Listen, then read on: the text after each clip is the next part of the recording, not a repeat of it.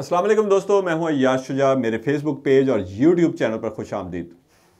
दोस्तों, दो बड़ी खबरें हैं और एक उसके साथ ही जुड़ी हुई खबर है, वो लेकर आपकी खिदमत में हाज़िर हुआ हूं। पहली खबर यह है कि पीडीएम सरकार का हनीमून पीरियड ख़त्म। ताकतवर जो हैं वो मईशत की तबाही की वजह से बेजार नज़र आते हैं। अब क्या होगा? दूसरी खबर यह है कि कराची और हैदराबाद में एमक्यूएम को कौन और क्यों इकट्ठा कर रहा है। और तीसरी बड़ी खबर यह है कि कौमी सलामती कौंसिल का इजलास एक बड़े ऑपरेशन का फ़ैसला कर लिया गया, लेकिन कब और कैसे। सबसे पहले कौमी सलामती कौंसिल के इजलास के हवाले से मैं आपसे बात करूंगा कि उसमें आज वज़ीर आज़म को ब्रीफिंग दी गई।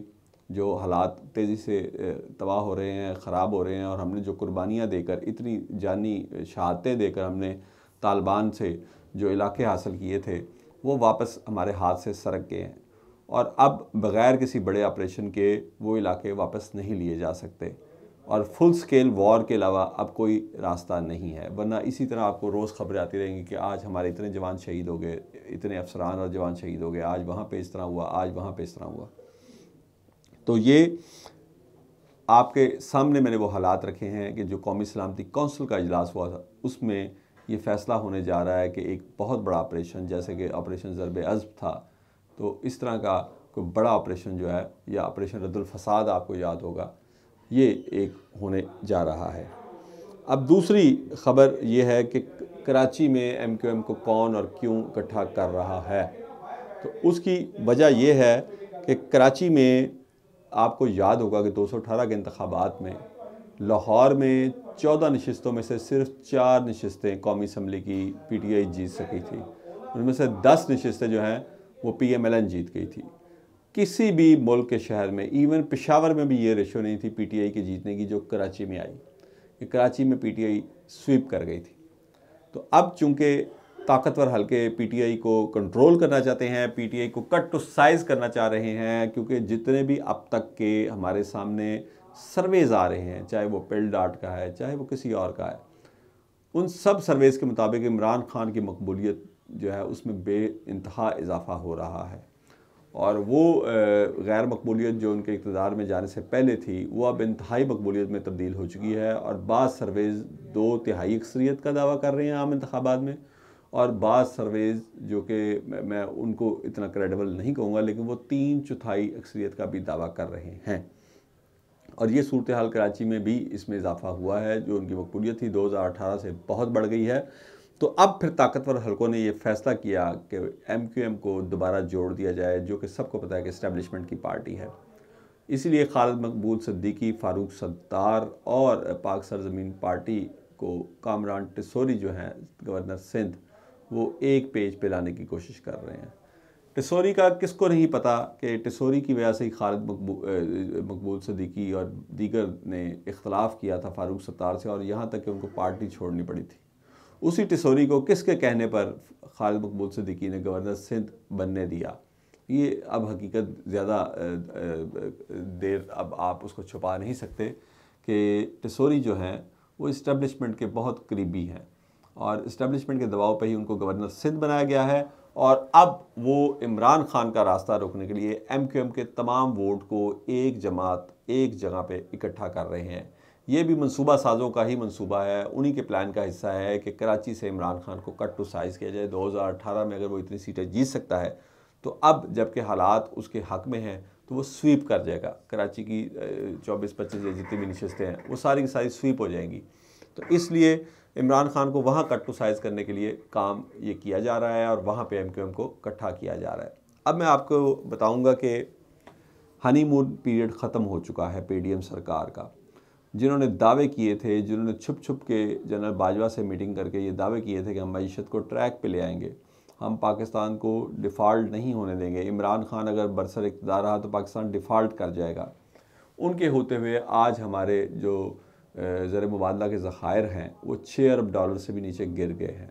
यानी हमने कुछ अदायगियाँ की हैं और अब ये 5 अरब डॉलर रह गए हैं। यानी एक माह के भी फॉरेन रिजर्व्स पाकिस्तान के पास अपनी ज़रूरियात के लिए नहीं हैं।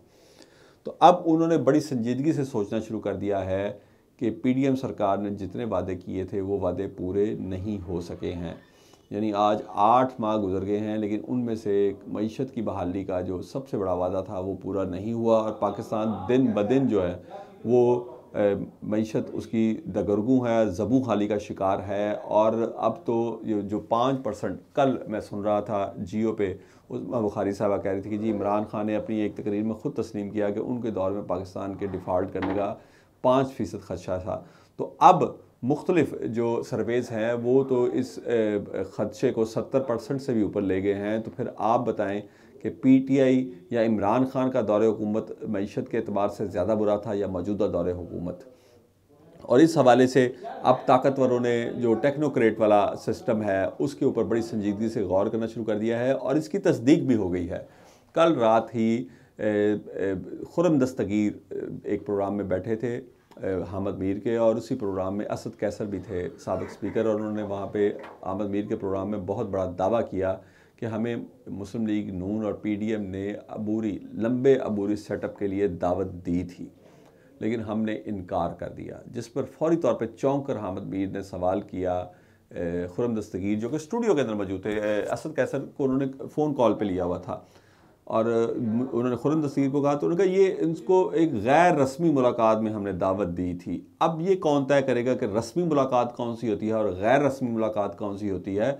आपने अगर दावत दी है और उस दावत को उन्होंने मुस्तरद कर दिया, क्योंकि वो क्यों एक ऐसे सेटअप में आएंगे आपके साथ अपना मुंह काला करेंगे, जबकि इमरान खान का स्टांस ही ये है कि ये 2 बड़ी जमातें जो हैं इन्होंने पाकिस्तान को लूटा है। तो इनके साथ किस तरह, जब वो उनके साथ असम्बली में नहीं बैठ सकते इमरान खान, और असम्बली से इस्तीफ़े भी इसलिए दिए गए कि हम इनके साथ असम्बली में नहीं बैठेंगे, तो वो किस तरह कबूल कर सकते थे इनकी इस दावत को। तो ये जो टेक्नोक्रेट्स वाले सेटअप के हवाले से जितनी अफवाहें उड़ रही थीं, कल एक बड़े चैनल पर इसकी तस्दीक हुई है कि असद कैसर ने ये इंकशाफ किया कि उनको उन्होंने ऑफ़र की थी और इस ऑफ़र का जवाब हमने मुस्तरद कर दिया था, उनको मुस्तरद उनकी इस ऑफ़र को किया था और खुर्रम दस्तगीर ने भी उसकी तस्दीक की। और ये क्यों ऑफ़र की थी, इस वजह से कि जो हल्के PDM सरकार को इक़्तिदार में लेके आए हैं, अब उनकी तरफ से दबाव बढ़ता जा रहा है डिलीवर करने के लिए PDM सरकार पर, और उनको उनके वो वादे याद करवाए जा रहे हैं और इसहाक डार को भी उनके वादे याद करवाए जा रहे हैं जो टेलीफोन कॉल्स के ऊपर वो जनरल बाजवा को किया करते थे कि मैं ये मईशत दोबारा खड़ी कर सकता हूँ, मैं डॉलर को इतने से नीचे ला सकता हूँ। लेकिन उनमें से एक वादा भी अब तक पूरा नहीं हुआ, जिसके बाद अब ये ताकतवरों ने सोचना शुरू कर दिया है। टेक्नोक्रेट सेटअप बड़ा, जिसमें मईशत दान शामिल होंगे, सारे माशी माहिरीन होंगे। PDM सरकार उस टेक्नोक्रेट सेटअप को भी हाईजैक करने की कोशिश कर रही है और वो चाहती है कि किसी तरीके से PTI को साथ मिलाकर उस टेक्नोक्रेट सेटअप के ज़रिए को 2, 2.5, 3 साल की हुकूमत की जाए, जिसका PTI की क़यादत ने उनको साफ जवाब दे दिया है। इस सिलसिले में मज़ीद अपडेट भी आपकी खिदमत में पेश करता रहूँगा। अपने दोस्तों और रिश्तेदारों का ख्याल रखिएगा। अल्लाह हाफ़िज़।